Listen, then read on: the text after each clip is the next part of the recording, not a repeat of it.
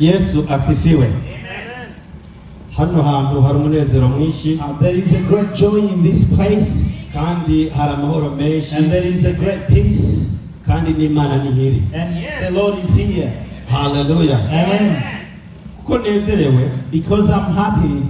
Mfise indirimbo zibiri. I have two songs. Ya mbere ndayiherako. I will start with my first song. Yindi ndayihereza ku sisawa. And I will end with my last song. Ya mbere muyite murafasha mutayizina ndimanda ubumwe. Ariko ya nyuma y'umurayizina murayifasha. You will assist me with the first song, and I will sing the last song. Amen.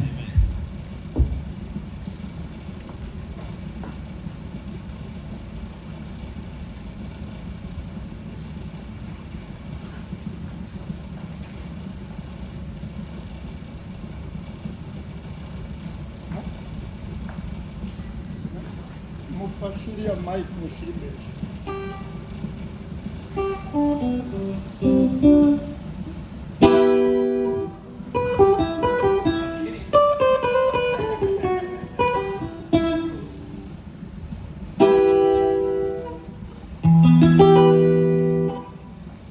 Savye bashire ko indirimbo hajya kuri screen indirimbo ariko amajambo.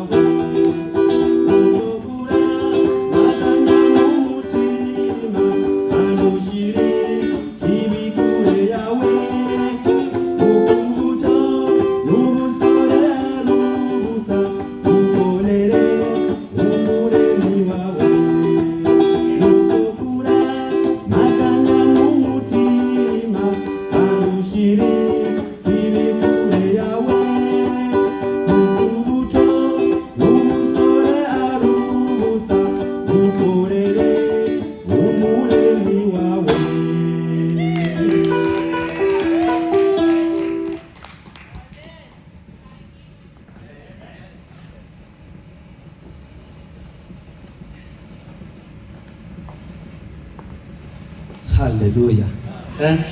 Iki ni igihe cyo gukorera Imana. This is a time to serve the Lord.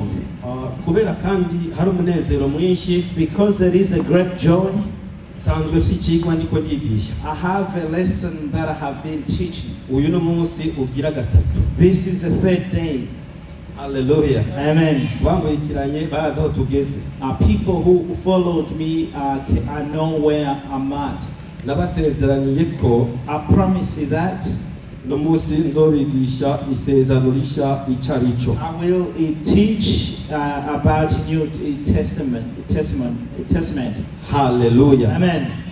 Narabasiguriye ibijyanye n'isezerano rya kera. I explain to you more about the Old Testament, kandi muracavyibuka byinshi and you still remember, kuko nabwiye iby'isezerano ryo kuri Sinai, because I told you more about the covenant at Sinai Mountain, cyangwa isezerano na Mose, or covenant with Moses, isezerano Imana yagiranye n'Abisirayeli ku musozi Sinai, covenant that God made with the people of Israel at the mountain of Sinai. twasanze ko mu isezerano ry'Imana harimo umugambi w'Imana. We found that in the covenant of God there is a plan of God. Icyo kwibuka kugira ngo tuje kuri bishasha, What you need to remember before we can talk about new things, Sinai hegwa Mose yahakoze, there is a work that Moses did aho on Mose Sinai yafata Mountain, amaraso y'igikoko cyangwa intama where he took the blood of animal akayamica abantu,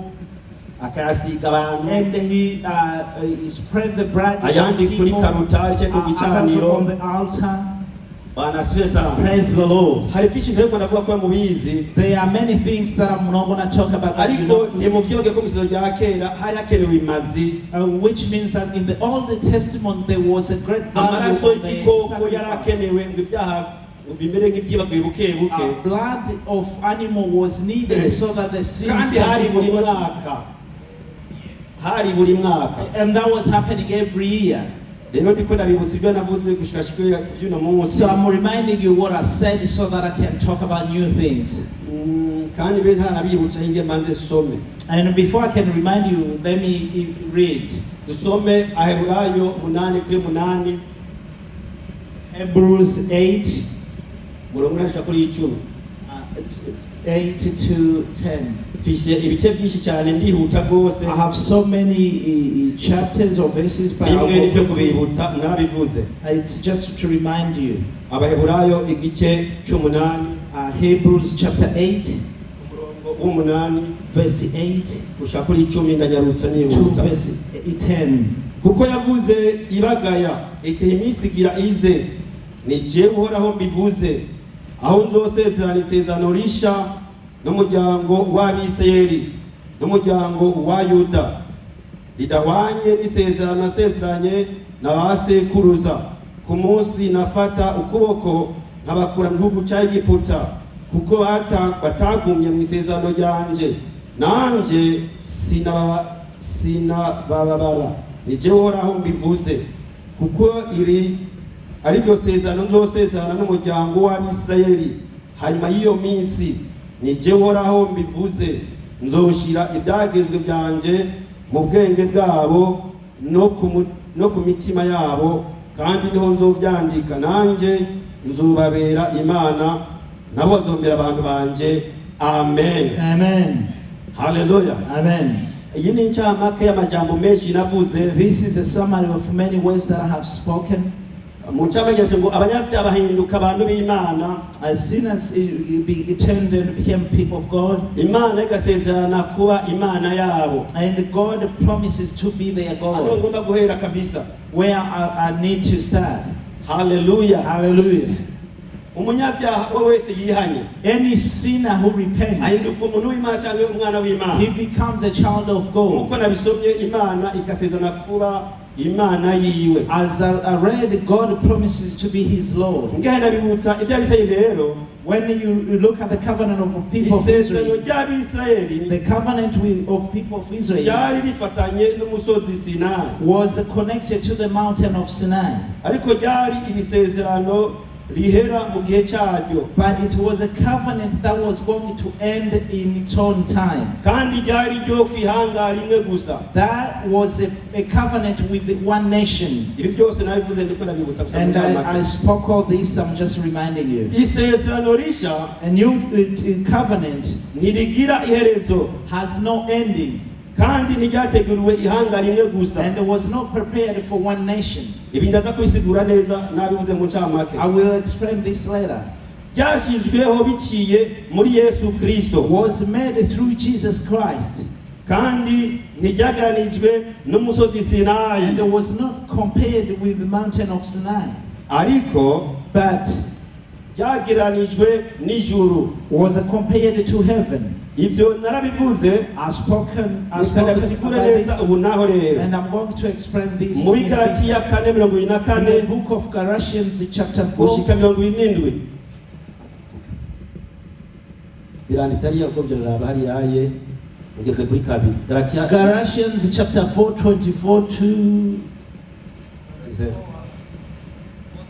24 to 27. barabibona nkeneye kubivuga kuko bari baraturikode. Galatiya igice cya 4 Galatians chapter 4, 24 gushika 27. 24 to 27. Haleluya. Amen. Ivyo ni nk'umugani kuko abagore ari nk'amasezerano abiri. Rimwe ryavuye ku musozi Sinayi, iryo rimwe rya kera rivyara abo kuguma mu buja. Iryo ni Hagari. Nuko Hagari ni umusozi Sinayi wo muri Arabiya, usobanurwa ngo Yerusalemu wa none, kuko usangiye ubuja n'abana babo. Ariko Yerusalemu wo hejuru niwo mugore bwite, niwo mama wa twese, kuko handitswe ngo nezerwa yewe mugore w'ingumba utabyara, turika usemerere wewe utararamukwa, kuko abana b'intabwa ari benshi baruta bifite umugabo. Amena. Amen. Hajya mwamaze kubona ko isezerano risha And you have seen that the new covenant ntabwo ryagereranijwe n'umusozi Sinayi, was not compared with the mountain of Sinai, ariko ryagereranijwe n'ijuru. but was compared to heaven. Aho harimo ibyigwa byinshi There are so many lessons urashaka kubyumva nawe, ariko mvuze bimwe gusa you can understand, but I'm only talking about one kugira ngo shike covenant, ku ntumbero y'ikigwa ndiko. so that I can reach the purpose of my Reka tubane dusoma message. kandi aho nyene Abaheburayo 12 And we read Hebrews chapter 12, 21 gushika 24. Hebrews 12, 21 to 24. Abaheburayo 12 21 24. Ndaja gusoma mu izina rya Yesu Kristo. Kandi ibyabonetse ko ari biteye ubwoba byatumye Mose avuga ati mfise ubwoba cyane ndahinda gashitsi, ariko mwegereye umusozi Siyoni n'umurwa w'Imana nzima, Yerusalemu ho mu ijuru, ni ikoraniro rikuru ry'isinzi ry'abamarayika n'ishengero ry'abana b'imfura banditswe mu ijuru. Mwegereye n'Imana mucamanza wa bose, n'impwemu z'abagororotsi batunganijwe rwose. Mwegereye na Yesu muhuza ahesha isezerano risha. Mwegereye n'amaraso acucagirwa avuga ibyiza kurusha aya Abeli. Amen. Amen. Bwana Yesu asifiwe. Amen. Anariko ndasozera amajambo yo navuze. I'm concluding the words that I have spoken. Urazi iyo ntavuga ubutumwa arafata umwanya mwinshi yo gusoma, You know, when somebody is preaching, it takes a long time to kandi read arafata umwanya mwinshi yo gusenga. and takes a long time to pray. Bwana Yesu asifiwe. Praise God. Ibi sinobahisha. I cannot lie to you. Wigisha isaha imwe When you teach or preach in 1 hour, wotegura ukwezi kose. you may have to prepare for 1 month. Hari ibikorane tuba tujamwo There are conferences that we attend. umuntu azigishe ta 45 When someone is going to teach agategura ico 45, cigwa umwaka wose. and have to prepare for 1 year. bisobanurwa ibyo yize byose ntabivuga byose. Which means that everything that he has learned, he will Bwana not be able to asifiwe say, sana. praise the Lord. by'ukuri hakibuka n'umwanya ariko amabanga y'Imana turimo menshi. But there are secrets of God in you. hari ikintu canje ko muri iyi ndwi There is something that came to me kitazanye this week, n'ibintu ariko nikuye muri aya majambo. but I received this in this words, aha havuga ngo Mose yagize ubwoba cyane. which tells us that Moses had a fear. Bwana Yesu asifiwe. Amen. ingene abwire gatoya. Let me tell you briefly. hari muri iyi ndwi This week, ijambo ry'Imana rinzako the word of God came to me. kuko hari byari binteye ubwoba. Because there were things that really made me scared. ndabivuga mu ncamake And I cyane. will explain that briefly. ndazi ko mukijijwe I know that you are saved, kandi asaba ngo munkurikirane. and I ask you to follow me, kabo ni inkosa muzompanura. so that if I make a mistake, you can Bwana Yesu give me asifiwe. advice. Ibyo Amen. ndabikunda kuko I like it because muri iyi myaka hari abavugishwa benshi b'ibinyoma. in these years there are so many false prophets. kandi cyabaye umutima wanje And what hurt to my heart, ni uko kumenya ibinyoma bishoboka. kumenya abavugishwa b'ibinyoma birashoboka. and it's because to know false prophets is easier. is possible. It's possible, ariko abantu benshi ntiboroheye but it's not easy kuko for ntibabyitayeho because they are not kandi followed, bazozimira and they will be misled bazimijwe n'abandi bantu ko bizeye. and be misled by other people. jewe ndi umuntu jewe ndi umuntu I am a human being, namwe ndazi ko muri abantu and I know that you are human kandi beings as well. asinihenze. And I'm not lying. umuntu wese agira intege nke ziwe. Everyone has a weakness. igitoro bivuze The reason I'm saying this, ni uko nzi ko muzi kijya biva Imana ngo ntutinye. it's because the word of God says, Don't don't fear, ubwoba. don't fear. inshuro 335 muri bibiliya 365 in the Bible. buri munsi ajya bivuga ngo ntutinye. The word that says, don't fear. mu bavugishwa bakomeye Mose ndio mwita muto. Among the great prophets, Moses ariko is navuga ko one. Mose yatinye. But I said Moses had a fear. akana kantu kuba kicemo katari mu cyo kiko kunavyumva ko sinjyewe cyangwa. That's one thing I want to talk about, but it's not iri in. jambo ryanje ko ngo ntutinye. So this word came to me, don't fear. nari naheje gutinye. I was starting to fear. nari natinye. I had a fear in me. ijambo ry'Imana rinzako Word of God came ni to mu me. byo byose I remember that. rimbwira ngo ntidutinye umuntu n'umwe. It told me not to fear anyone. dutinye Imana Let's fear God, ishobora kwica umuntu who is able to kill ikakiguta mu muriro. and then throw you umuntu into. yo kwica ugapfa Somebody may kill ariko you, niyo guta mu muriro. but that person cannot send you yo to guta mu hell. muriro n'abari. How that person can do that? Bwana sesanga. Amen. ngoca mutana. You will yo go guta. together. He cannot throw umuntu you. yo gukorera ikibi. Someone can do wrong to umuntu yo you. kubabaza. Somebody may hurt you. naciye nsanga I found, ntidutinye kandi and let's not byanje fear. rwose intinye. It came to me, namurabya ngo ntimutinye. and I'm telling you, don't umuntu fear. wese afise imuteye ubwoba. Anyone who has any niba yizeye reason Imana to fear, ntutinye. if you believe in God, don't muri fear. bibiliya nizocura amajya 355 ngo ntutinye. That word is written in the Bible 365 times. Don't fear. Don't fear. nawe uca mu muriro ntutinye. Even if you go in the fire, don't Imana fear. iremera ko bitubako ntutinye. God allows that to happen to us, so don't ikindi fear. kintu canjeko Something else came to me. ibintu byose twaretse. Everything that we have left. amaneko gusa ntabwo byanje ko siyo teme akurana sana. Bwana siwe sana. Amen.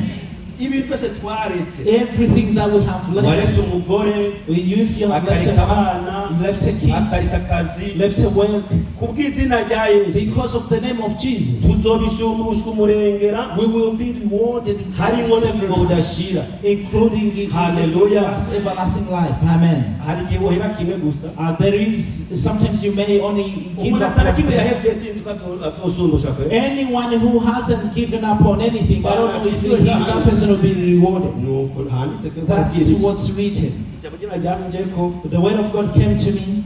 iba riri muri Bible It's written in the Bible. kuko jewe ngenda nka Toma Sometimes I feel like a Thomas, mugo ni jewe but that's me. sindavuga ngo nka Toma And I'm telling you to be like Thomas. ariko Toma But Thomas ni umwe mu ntumwa is one of the disciples. jewe ntabonye nahugira gute He said, if I don't see, don't tell me how. rero abantu ba kino gihe And people of these uri days, Toma uri safe if you are a Thomas, you are safe. ye ku bantu ba kino gihe In these days, sibyo byari byiza that's not. byasaba ko twizera tutabonye We're supposed to eat. ariko wizera umuntu uragomba ube Toma But when you trust wizera somebody, Imana ntuzobe Toma be like Thomas. If you ijambo do, rya Toma ryaje ko muri iyi ndwi the word of God came to me this week. navuze kubera Mose yagize ubwoba I said ntabwo because Moses had a fear. haleluya Amen.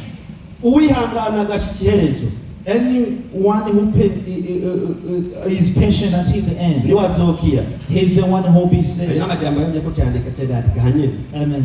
rero ibyo nariko ndavuga What I was talking about, nariko ndabasomera mu Baheburayo 12 I was reading ibinyanice gushika 24 Hebrews chapter 12, 21 to twumvise uko 24. havuze You heard what it says. turiko turabona neza ko We can see isezerano rya kera rifise uko rimeze that all this, the testimony is different. n'isezerano ry'ubu rifise uko The rimeze new covenant is different. ndiko ndashigikira cyane iby'isezerano ry'ubu And I'm emphasizing more on the new covenant. isezerano rishasha The new covenant. nari navuze ko isezerano rya kera I said that all the covenant ryageranijwe n'umusozi Sinayi wasn't compared to the ko mountain igihugu Sinai. ryageranijwe n'ijuru The new covenant is compared to nasoma heaven. amajambo menshi I read ibyasubiramo so many verses. nitonze And I will repeat that slowly.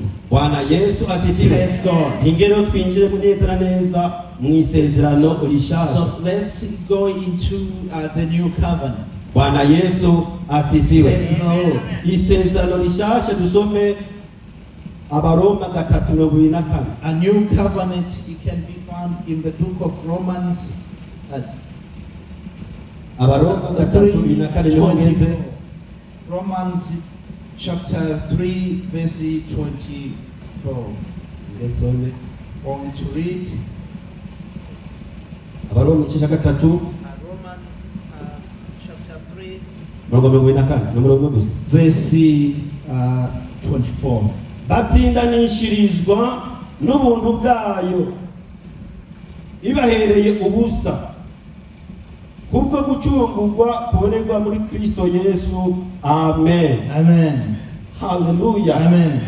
rero amasezerano yose All covenants, ayarenganye yose all and the past covenants, nk'uko ndiko ndabisoma as I'm reading, amasezerano yarenganye yari integuro gusa past covenants were just to make a foundation kuko kinini cy'Imana cyo kokora cyo gukiza abantu biciye muri Yesu Kristo for the work of saving human beings through Jesus ibyo Christ. Bibiliya yita isezerano risha What the Bible calls the New Testament. cyangwa tuvuge ko isezerano risha The New Testament ryashikije ibintu byose bikuru byerekanwe mu masezerano atanguye imbere fulfilled all the things that were spoken in the past covenants. nk'uko byagenze As mu masezerano atanguye In the old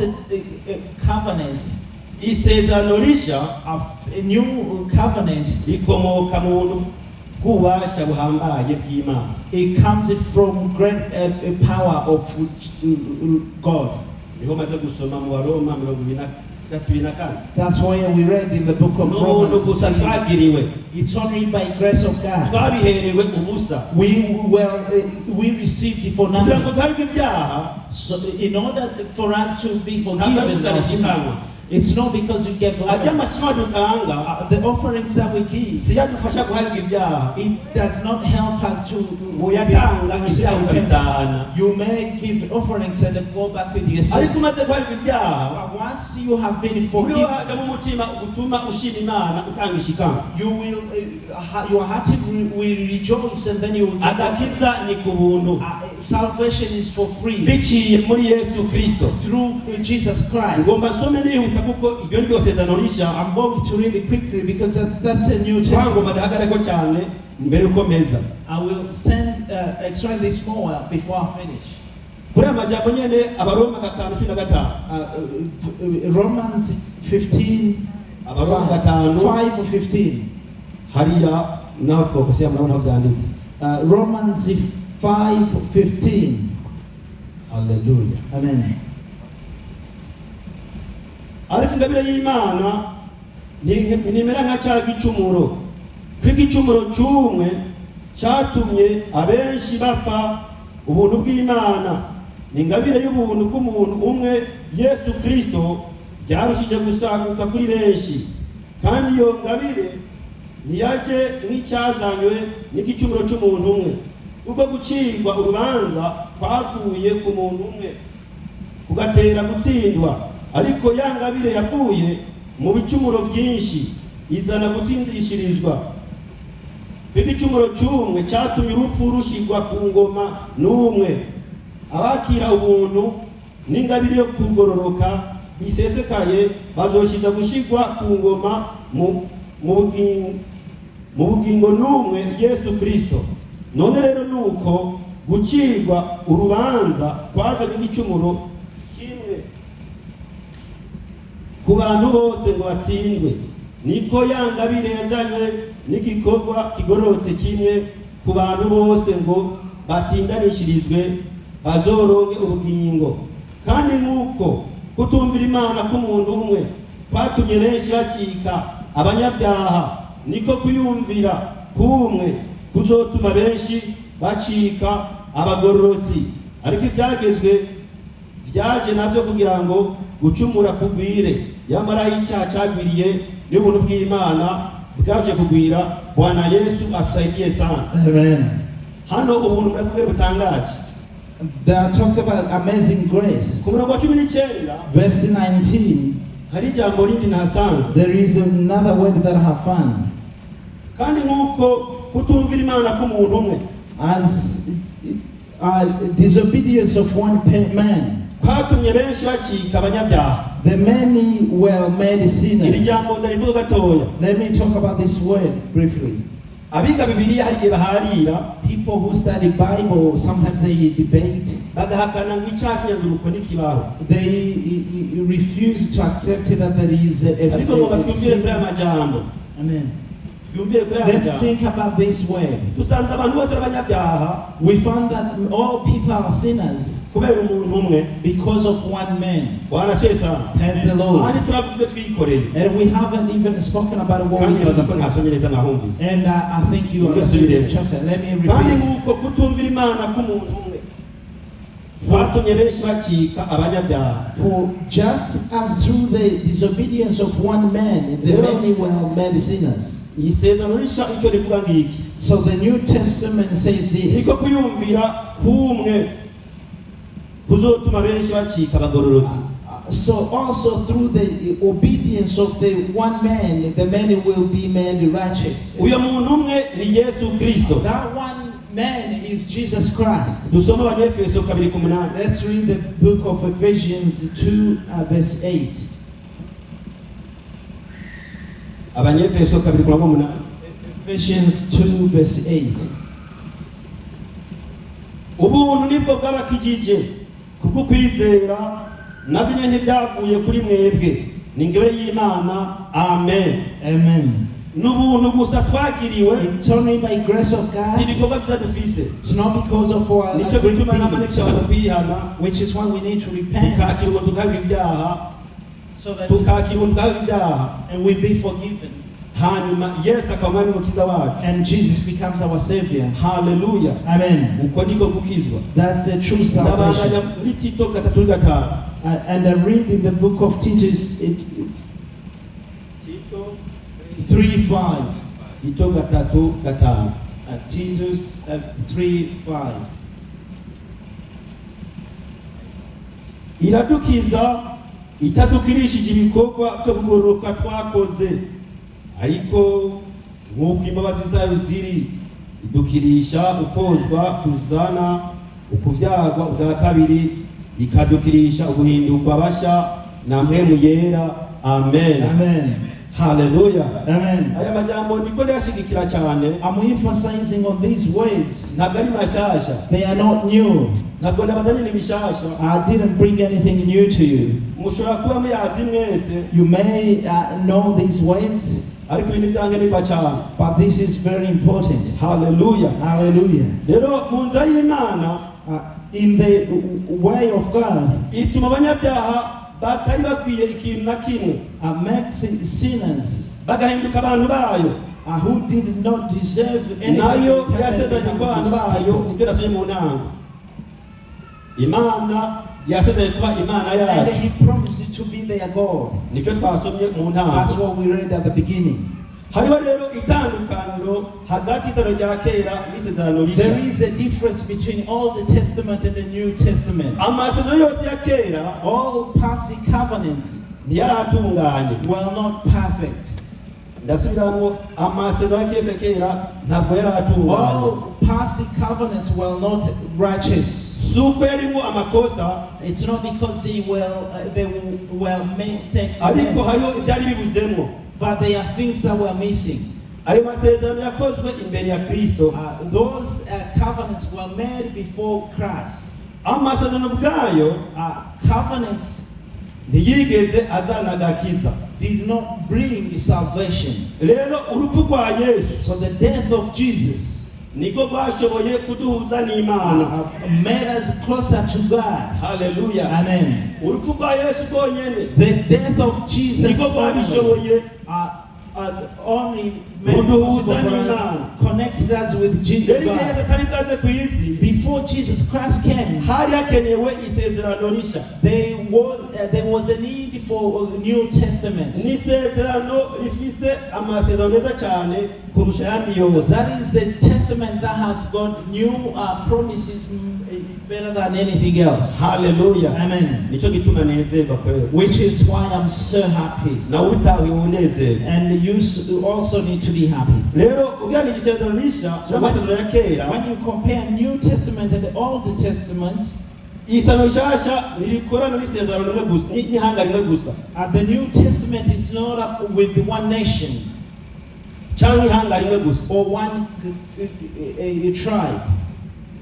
Ariko isezerano rishya But in the New Testament, riba ku muntu ku giti ciwe ubwiwe, it only happens with each individual utarabye ihanga cyangwa igihugu avamwo. without looking their background or where they come from. Ntibiraba ukubaha kuvuye mu rutonde rw'amabwirizwa. It does not have to come from obeying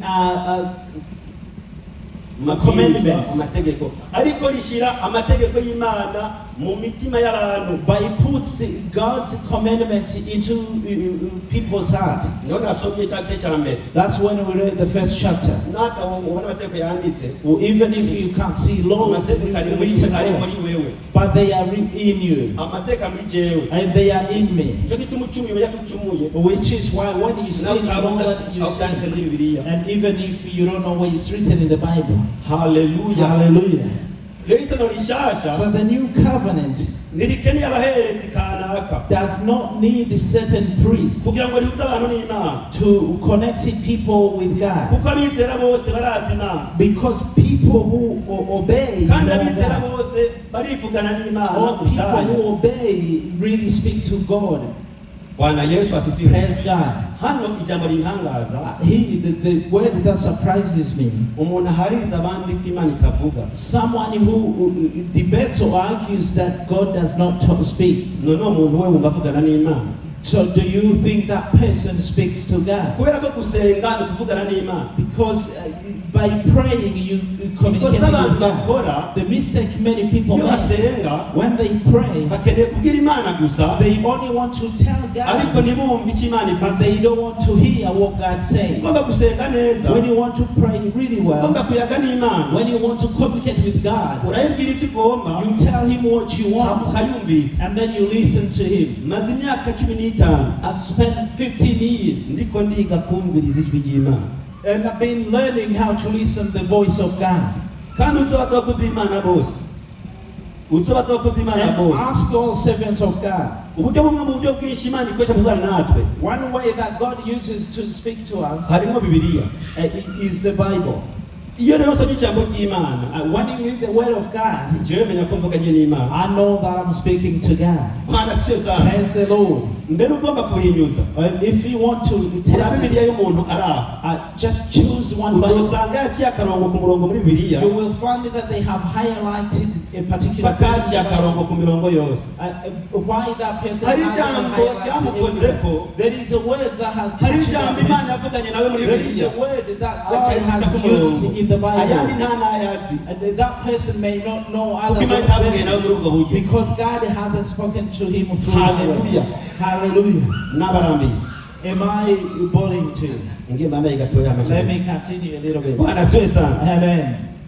Rero So, nta kibuco cy'ibyaha biciye mu mashikanwa there is no remembrance of sin through offerings. nk'uko kera Kagame yokenerwa buri mwaka uzane shikanwa ku cyaha buri mwaka uzane. As was happening in the past every year, bring your Ubu ni offerings gusaba because of imbabazi sin. Kristo Yesu bikaba biheze. You only need to ask him for forgiveness and Ugahindura Imana repentance. y'Imana ikaba Imana yawe. And then the Holy Spirit becomes Iyo your niyo God. chance abantu benshi babuze That is the opportunity that many bakajuja mu muriro people babigaye bino. they don't really follow. Kubera ko umuntu arangara ingene ndeha People look at Messiah agaca bigaya byose. and then they don't Ariko ijambo follow ry'Imana anything. niri But the word of God is this. ugomba ijuru If you want heaven, ugomba kwihana. you have to repent. Ntiwihanye You don't repent, uzokura ingene bigenza. you know what you gotta do.